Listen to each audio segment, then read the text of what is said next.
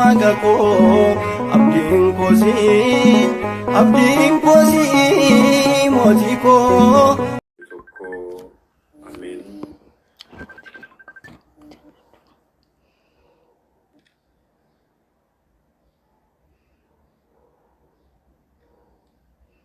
Du'an latti jirata barabara mudah-mudahan isalatti moti barabara kan ta'e gooftaan gooftota utiin mootota uumaan keenya Waaqayyo Yesus Kristos maqaan isaa kan ulfaatee fi kan kabajamee nuuf yaa ta'u. Haati keenya haati nama hundaa qulqulleettiin qulqulloota dubaroo Maariyaam maqaan ishee dhaloota hundarrattuu kan dhaga'amee fi kan kabajamee nuuf yaa ta'u. Ibiddaan isin cuuphaa. Ingeela Maatiyos boqonnaa 2 boqonnaa 3 lakkoofsa 1 kaasee dubbii sagalee Waaqayyoo jirudha. Waaqayyoon kan jaalattan, Waaqayyoon kan isin jaallatu, dhiyoo fagoo biyya keessa biyya alaa, gaara duuba gaara as, galaanaa achi galaanaa as kan jirtan hundumti keessanuyyuu baga guyyaa yaadannoo ayyaana cuuphaa gooftaa keenya, fayyisaa keenya, abbaa keenya, waaqa keenya, gooftaa keenya Yesus Kiristoosiin isin ga'ee nuun ga'e.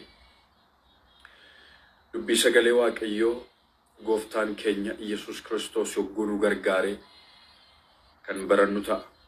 Dubbiin kunis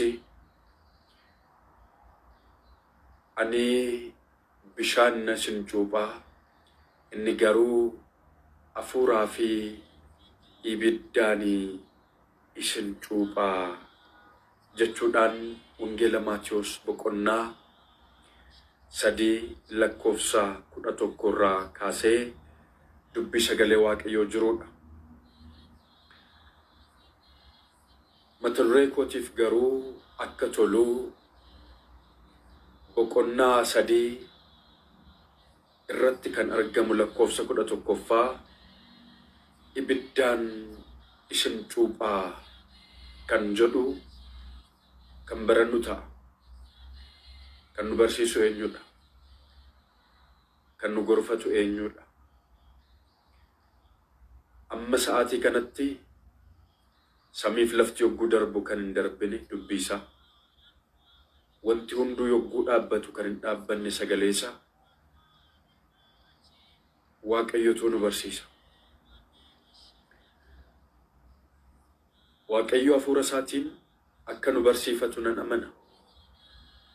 Isin garuu amma yeroo kanaa fi daqiiqaa kanatti haala akkamiitii fi yeroo akkamii keessa taatanii akka dhageessan hin beeku. Haaluma kam keessattuyyuu garuu dubbii sagalee Waaqayyoo kana akka yaada fooniitti, akka yaada fedha namaatti akka hubattan otoo hin taane akka yaada Waaqayyootti, akka fedha Waaqayyootti gara jireenya keessanitti gashitanii gara laphee keessanitti fudhatamuudhaan dubbii sagalee Waaqayyoo kana akka dhageessan nan amana. Eeyyan yeroo baay'ee barsiisonni wangeelaa hafuurri Waaqayyoo isaanirra bule akka isin barsiisan nan amana. Yeroo baay'ee kallattii garaagaraatiin dubbiin Waaqayyoo akka isin bira qaqqabe lafa jirtanitti, mandara jirtanitti, biyya jirtanitti dubbiin sagalee Waaqayyoo akka isin qaqqabe nan amana. Garuu hangam akka ittiin jijjiiramtan, hangam qa'ee jinniitii baatanii kooluu Waaqayyoo jalatti akkam akka galtan Waaqayyotu beeka. Fi isin garuu har'a daqiiqaa muraasa kanatti gooftaan nu barsiifata. Dubbii kana kan dubbate nama lafa onaatitti guddate, haadhaa fi abbaa isaa ijoollummaadhaan kan dhabe qulqulluu Yohaannis Cuuphaadha. Yohaannis Cuuphaan akkuma beektan jalqabumarraa kaasee haalli inni itti filatame karaa Waaqayyoo diriirsuudhaaf, karaa Waaqayyoo tolchuudhaaf, karaa Waaqayyoo dura qajeelchuudhaaf nama filameedha. Dubartoota keessaa kan dhalatin irraa kan akka isaa hin jiru kan jedhameef isaa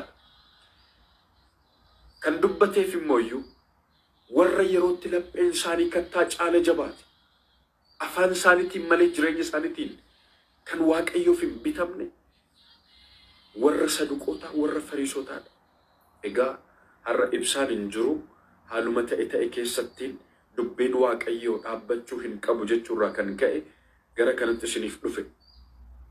Maaliif haaluma kam keessattuu yaa jiraannu dubbiin sagalee waaqayyoo dhaga'amuu qaba.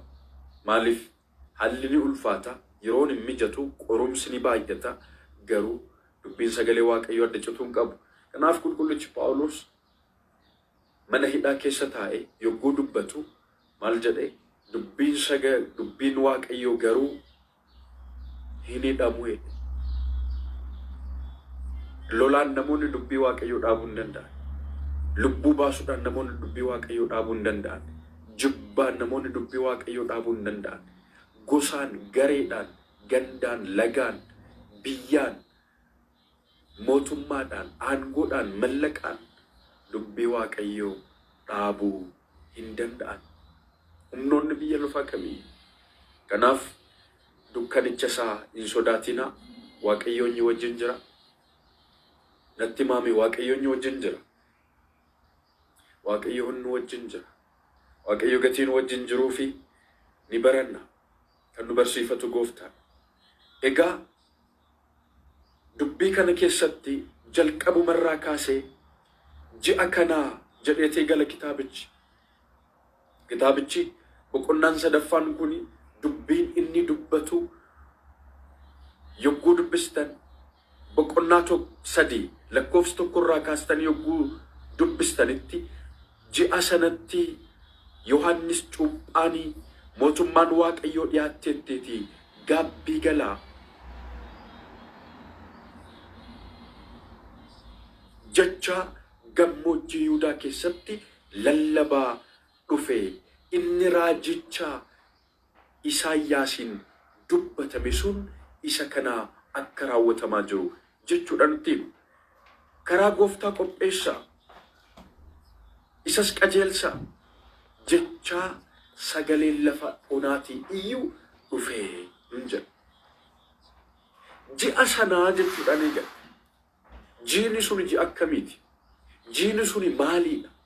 Jiini sun ji'a kami? Isa jedhu laaluun dirqama ta'a. Egaa dursine yogguu laallutti bara kanatti warri Yihuudaa gita bittaa warra Roomaa jala turan. Jarri kun hidhaa warra Roomaa jala turan. Warri Roomaa kunniin immoo uummata kana cunqursanii bitaa turan. Namni cunqurfame mataa ol qabachuu hin danda'u. Namni hidhame mataa ol qabachuu hin danda'u. Namni gadi qabame ol jechuu hin danda'u. Namni gabrummaadhaan bitame eenyummaa isaa baruu hin danda'u. Maaliif aadaa ofii, seenaa ofii, saba ofii, afaan ofii bifaan ibsachuu hin danda'u. Maaliif bittaa jala jiraati. Maaliif hin qicatu hin qicamaaf malee, hin kutatu hin kutamaaf malee, hin qotatu hin qota malee, hin facaasu hin facaasaaf malee, hin haamu hin haamaaf malee. Dhahee hin galfatu dhahee galchaaf malee.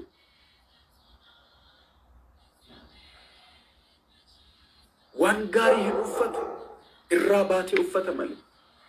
Waan gaarii hin nyaatu irraa haftee nyaata malee. Gatii guddaan argatu gatii xinnaa argata malee. Maaliif bittaa jala jira, cunqursaa jala jira. Iccitiinsaa gara biraatiin addunyaan kuni utuu Gooftaan hin dhalatin dura akkana turte jechuudha. Hidhaa jala turte, du'a jala turte, badii jala turte, badiin isheen jala turte, hidhaan isheen jala turte, cunqursaan isheen jala turte kun dhalli namaa hundi mataa ofii kan itti ol qabachuu hin dandeenye. Dhalli namaa hundi itti ol jechuu kan hin dandeenye. Dhalli namaa hundi gara Waaqayyootti ol jedhee kan ilaaluu hin dandeenye. Haguma fedhe qulqullummaa yogguu raawwate gara du'aatti kan deemutu. Isa kana jijjiiruudhaaf abboonni baay'een raajoonni gurguddoodhaa xixinnoodhaa qabanii hanga walumaa galatti raajoonni 16 ka'anii isaan kunniin wanta kana jijjiiruudhaaf dhama'anii turan. Hanga raajicha dhumaa Yohaannis irra ga'u. Yohaannis Cuuphaa. Garuu seenaa kana jijjiiruu hin dandeenye. Kan akka Eeliyaas amii yogguu dhaaban, rooba yogguu dhaaban, lafa yogguu irratti ajaa'iba hojjetan, kan akka Musee galaana yogguu qoodan, kakuu waadaa Waaqayyoo irraa yogguu fudhatan,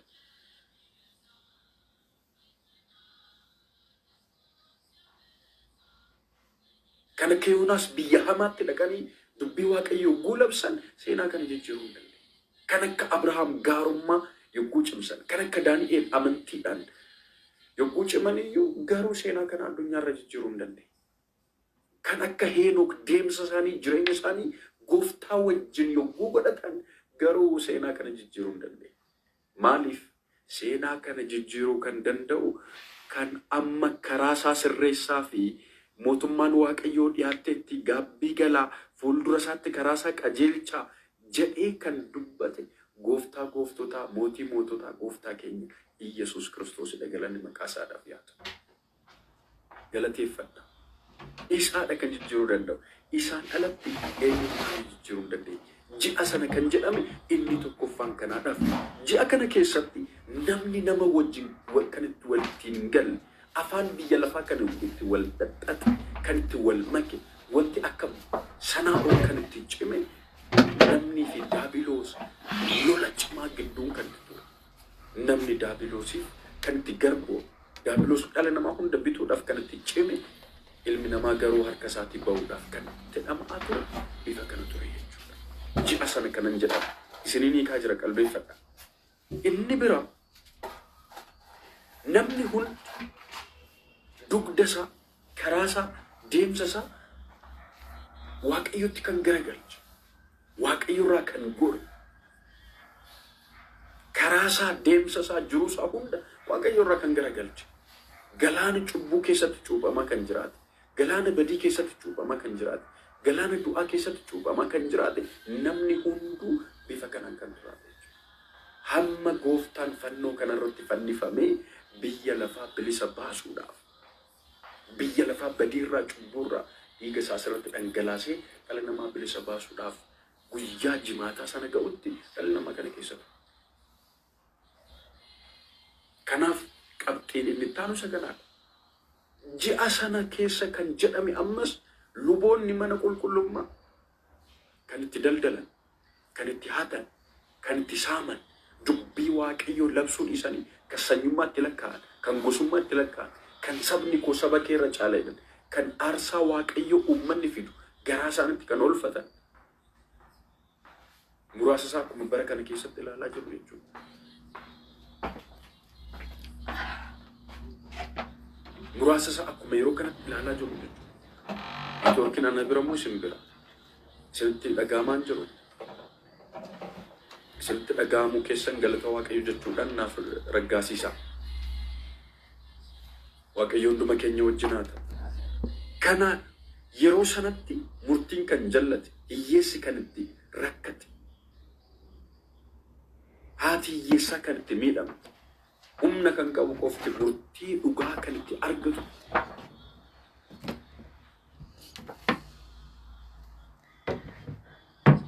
Kan itti rakkatutu dhalli namaa hundi cunqursaa jalqabatti ture. Dhiifamni kan itti hin jirre bara kana. Ji'a kana jedheetu jalqaba irratti boqonnaa sadaffaa irratti qulqulluu Maatiyos kan barreesse dubbii jalqabaa ilaala. Sarara jalqabaa irratti ji'a sanatti kan jedhe suni isa kanneen kan of keessaa qabu jechuudha. Dhiifamni kan itti hin jirre, gara jabummaan kan itti baay'ate, dhalli namaa hadhaa'inaan kan itti cime ji'a kana jechuudha. Ji'a kana jedhee erga tufee booda mootummaan Waaqayyoo dhiyaatteetti jedhe. Mootummaan maali? Meenatti hima. Mootummaan maali? Mootummaan Waaqayyoo dhiyaatteetti. Kan maal taate? Barri badii sun, barri cubbuu sun, barri daddarbummaa sun, barri namaaf Waaqayyo gargar ba'anii turan sun, bara ergamoonni fi namni gargar ba'anii turan sun, barri sun dhiyaatteetti. Kanaaf maal godhaa? Yaada garaa keessanii geeddaradhaa. Gaabbii galaa, hammeenya keessan dhiisaa, cubbuu keessan ofirraa kutaa. Barri kun bara Waaqayyooti. Barri kun bara Gooftaati. Jiini kun ji'a Waaqayyooti jechuudhaan ni dubbata jechuudha.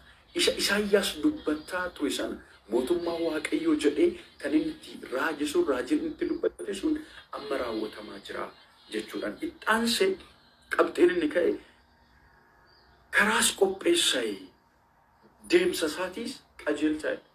Maaliif karaa kamtu qajeelata?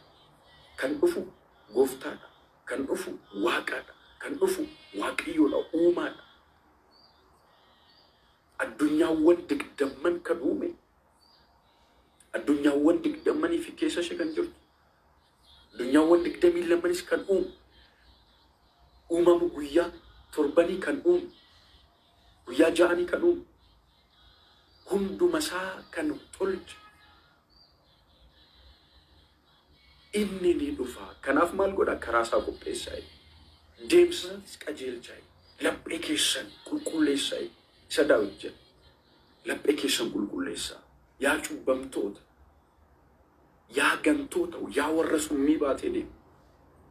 Lapheen nama hundaa amma akka qoreedha miti, laphee qulqulluun hin jiru miti, shaakaaraadha miti. Kanaaf mootummaan Waaqayyoo dhiyaatteetti. Meeqa keenyatu amma mootummaan Waaqayyoo dhiyaachaa akka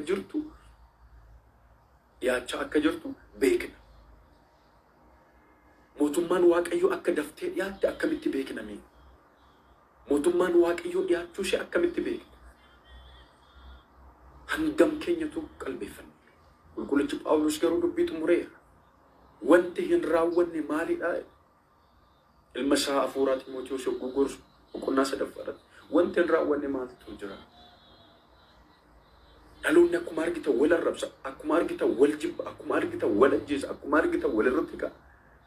Haati intala hin jaalatu, intalli haadha hin jaalatu, abbaan ilma hin jaalatu, ilmi abbaa hin jaalatu, uummanni mootummaa hin jaalatu, mootummaan uummata hin jaalatu. Iddoon amantaa iddoo siyaasaa ta'e, namni laphee qabbanaa qabu hin jiru. Dhugaan dhaloota irraa fagaattee shirri kan itti cimte bara kana keessatti wanti hin raawwatamne maaltu jira? Lafti ni sigiggaatti. Maaltu ni ta'a? Maaltu ni ta'a? Biiftuun dhiiga uffatte, addeessi ifa hawwatti, guyyaan ni dukkanoofti. Wanti hin raawwatamne maaltu jira jedheetoo kan dubbate kanaadha jechuudha. Kana isa kanatti gaa yogguu argitan inni dubbate jechuudha. Ittaansuudhaan dubbiin Waaqayyoo dubbatame kun akka hin hafneef gooftaan yeroo waggaa 30 isaatti ni cuuphame nun jedha. Ni cuuphame. Waggaa meeqaffaa isaatti? Waggaa 30ffaa isaatti. Ni dhufe sana booda. Garuu dhumarratti warri Fariisotaa fi warri Saduqootaa hundi isaaniiyyuu cuuphamuudhaaf gara kanatti ni dhufan. Akkanas jedheen, isin yaa ijoollee ilmaan bofaa, dheekkamsa dhufurraa akka baqattaniif, akka bilisa baataniif eenyutu isinitti agarsiise? Egaa ilmaan bofaa ifunyit kan jedhamu beeku. Yogguu ulfooftu abbaa ishee kan ajjeestu, yogguu dhalattu immoo haadha ishee ajjeestee garaa ishee baqaqsitee kan keessaa baatu. Isin akkana raajota ajjeesaa turtanii, qulqulloota ajjeesaa turtanii, kan isin keessaa ba'an, kan isin keessaa dhalatan, jilba keessan keessaa kan ba'an isaan ajjeesaa turtanii. Amma garuu dheekkamsa isinitti dhufurraa akka baataniif, akka adda baataniif, akka bilisa baataniif, akka jalaa baataniif, akka jalaa dheessitaniif eenyutu isinitti mal'ise? Maalii isinitti dhufurra? Meenatti hima. Amma namni dheekkamsa inuma lallabna guyyaa guyyaadhaan dubbii sagalee Waaqayyoo inuma dubbanna, inuma barsiisna. Keessumattuu karaa TikTokii kanaan barsiisonni halkan guutuu yogguu taa'aa bulanna arga. Barsiisonni baay'ee namoota barsiisuudhaaf halkan guutuu taa'aa yogguu bulanna arga. Garuu meeqa keenyatu jijjiirame ani hin beeku. Meeqa keenyatu gaabbii gale ani hin beeku. Meeqa keenyatu dhiiga foon gooftaa fudhate ani hin beeku. Meeqa keenyatu karaa waaqayyootti deebi'e ani hin beeku. Meeqa keenyatu dhugaa qabate ani hin beeku. Meeqa keenyatu hamii dhiise ani hin beeku.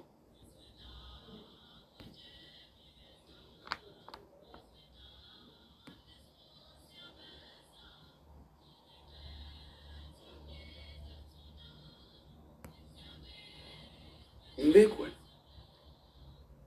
Lallabbii obboloonni koo karaa afuuratiin obboloota koo ta'an waa'ee dubbii waaqayyoo yogguu isinitti himan yogguu dhageessan barreeffamanis ta'e karaa kaanitiin dhageessanii hangam akka jijjiiramtan ani hin beeku. Garuu halkan guutuu taa'aa yogguu bulannaa arga. Garuu yogguu dhama'an kennaa isaaniitti irratti kennaa itti kenname isa abbaa lamaa isa abbaa shan isa abbaa tokkoo sana akka hin dhoksineef yogguu dhama'an naan arga hirribas dhaban. Garuu meeqa keenya akka itti jijjiiramne ani hin beeku. Akka ibiddaan isin hin cuubneef kan jedhu sun kanaadha. Karaa tokkoon dheekkamsa isinitti dhufurraa akka baataniif eenyutu isinitti mul'ise.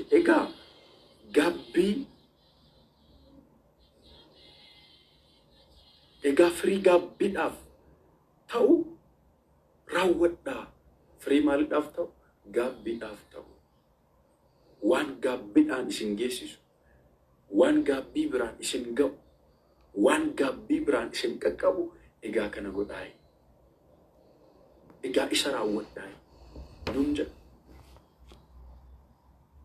Egaa kana raawwadhaa, egaa kana godhaa nuun jecha. Firii gaabbiidhaaf isin ga'u. Firiin gaabbiidhaa nama ga'u hedduudha. Meeqa hammam raawwanne hin beeku. Hammam gooneerra hin beeku. Hammam isatti cimnee jirra hin beeku. Gara xumuraatti hin deemaa jira. Ammas akkas jedha. Laphee keessanittis abbaa Abrahaam qabna ni jettu. Balbaachuu Abrahaam abbaa taala. Waaqa koo abdiin koosi mootii koo.